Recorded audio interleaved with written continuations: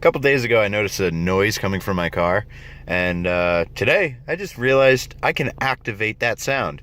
Now, my car is running right now. You know, it's no noises. I'm going to go ahead and turn on the AC now, but runs fine. Still no noise. What happens when I press this little button right here?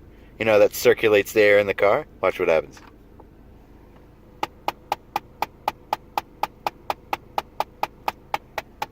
Turn off.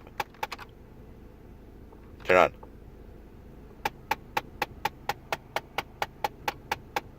Turn off. Turn on. But that's not even the best part. It'll only tap for like a couple seconds and then it'll go back to normal. But I also found out that I turn it off, and fucking does it again. The fuck?